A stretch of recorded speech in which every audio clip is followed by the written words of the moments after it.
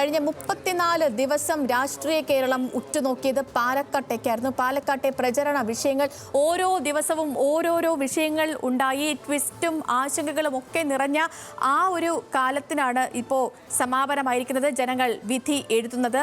3 മുന്നണികൾക്ക്, നമ്മൾ പറഞ്ഞതുപോലെ 3 മുന്നണികൾക്കും ഏറെ നിർണായകമായ ഒരു ഉപതിരഞ്ഞെടുപ്പ് കൂടിയാണ് ഇത്.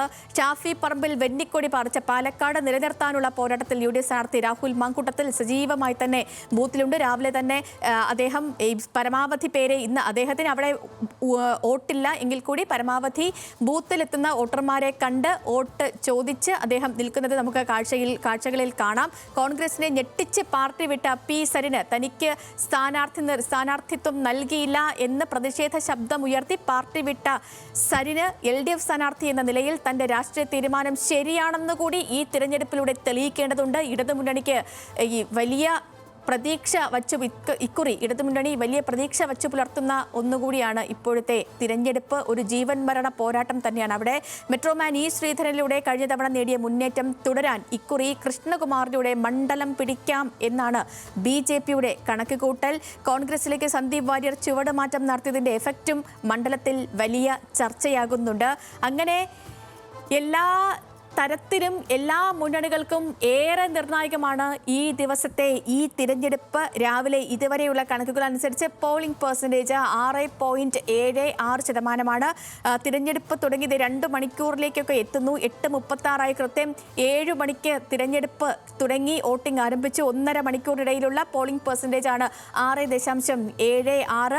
നിൽക്കുന്ന നമ്മുടെ ഈ പ്രതിനിധികൾ നിൽക്കുന്ന ഏറെക്കുറെ എല്ലാ ബൂത്തുകളിലും നീണ്ട ക്യൂ തന്നെ കാണാൻ കഴിയുന്നുണ്ട്. പ്രത്യേകിച്ച് ശാന്തകുമാർ വള്ളാലത്ത് തുടരുന്നുണ്ട്. ശാന്തകുമാർ നിൽക്കുന്ന ആ ബൂത്തിൽ 88-ാം നമ്പർ ബൂത്തിൽ സരിന് വോട്ടുള്ള ബൂത്തിൽ രാവിലെ കുറച്ച് പ്രശ്നങ്ങൾ, VVPAT മെഷീനിൽ കുറച്ച് പ്രശ്നങ്ങളൊക്കെ ഉണ്ടായിരുന്നു. പക്ഷേ എങ്കിലും ഇപ്പോൾ വോട്ടെടുപ്പ് ആരംഭിച്ചിട്ടുണ്ട് എങ്കിൽ കൂടി അവിടെ വലിയ ക്യൂ അവിടെ കാണാൻ കഴിയുന്നുണ്ട്.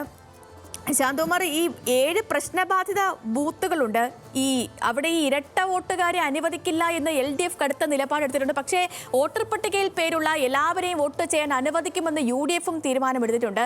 പ്രശ്നബാധിത ബൂത്തുകളിൽ എന്തെങ്കിലുമൊക്കെ പ്രശ്നങ്ങളുണ്ടോ? നമുക്ക് ഇപ്പോൾ ശാന്തകുമാർ നിൽക്കുന്നത് 88-ാം നമ്പർ ബൂത്തിലാണെങ്കിൽ കൂടി മറ്റെവിടെയെങ്കിലും എന്തെങ്കിലും അനിഷ്ട സംഭവങ്ങളൊക്കെ നടക്കുന്നതായി എങ്ങാനും അറിയാൻ കഴിയുന്നുണ്ടോ?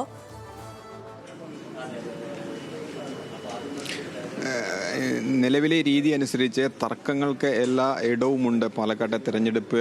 ഈ വോട്ടർ പട്ടികയിലെ വ്യാജ വോട്ടും കള്ളവോട്ടുമായി ബന്ധപ്പെട്ടുള്ളത്, അതിന് പരാതി ഇടതുപക്ഷം നേരത്തെ നൽകിയിരുന്നു. ഈ കള്ളവോട്ടിനെ കുറിച്ചും വ്യാജ വോട്ടും വോട്ട് ചെയ്യാൻ അനുവദിക്കില്ല, ഇല്ലെങ്കിൽ അതിന് നടപടി ഉണ്ടാകണമെന്ന് ആവശ്യപ്പെട്ട് ജില്ലാ കളക്ടർക്ക് പരാതി നൽകിയിരുന്നതാണ്. ഇന്നലെ ജില്ലാ കളക്ടർ ഇക്കാര്യത്തെക്കുറിച്ച് സൂചിപ്പിച്ചപ്പോൾ പറഞ്ഞത് 2 വോട്ടുള്ളവർക്ക് വോട്ട് ചെയ്യാൻ അനുവദിക്കില്ല. മറ്റ് എന്തെങ്കിലും പരാതികൾ ഉയർന്നു വരികയാണെങ്കിൽ, ബൂത്തിൽ ഉയർന്നു വരികയാണെങ്കിൽ അവരിൽ നിന്ന് സത്യവാങ്മൂലം എഴുതി വാങ്ങിയതിനു ശേഷം മാത്രമായിരിക്കും അവരെ വോട്ട് ചെയ്യാൻ അനുവദിക്കുക. അത് പ്രത്യേകമായി നിക്ഷേപിക്കുകയായിരിക്കും. അത്തരം വോട്ടുകൾ ചെയ്യുക.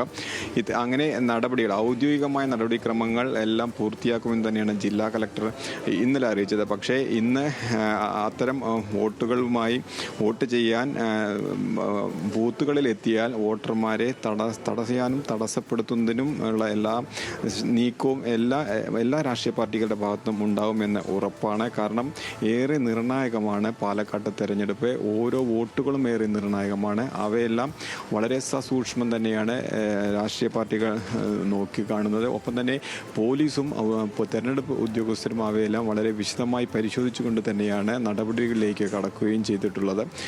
എന്തായാലും അത്തരം ഇരട്ട വോട്ടുമായി ബന്ധപ്പെട്ടോ അല്ലെങ്കിൽ വ്യാജ വോട്ടുമായി ബന്ധപ്പെട്ട് ഇതുവരെ റിപ്പോർട്ടുകളൊന്നും വന്നിട്ടില്ലെങ്കിലും അത്തരം കാര്യങ്ങൾക്കെല്ലാം സാധ്യതയുണ്ട് പാലക്കാട് എന്നുള്ളതിന് യാതൊരു തർക്കവുമില്ല. അതിൽ ഏറ്റവും പ്രധാനപ്പെട്ടത് BJP ജില്ലാ പ്രസിഡന്റ് ഹരിദാസിന് 2 വോട്ടുണ്ട്. അദ്ദേഹത്തിൻ്റെ നാടായ പട്ടാമ്പിയിൽ വോട്ടർ പട്ടികയിൽ അദ്ദേഹത്തിൻ്റെ പേരുണ്ട്. ഒപ്പം തന്നെ അദ്ദേഹത്തിന് പാലക്കാട് നഗരത്തിലും പുതിയ വോട്ടറായി അദ്ദേഹം ഇവിടെയുണ്ട്. അത് ഒരു വലിയ പരാതിയായി തന്നെ നേരത്തെ ഇടതുപക്ഷം നൽകിയതാണ്, ചൂണ്ടിക്കാട്ടിയതാണ്.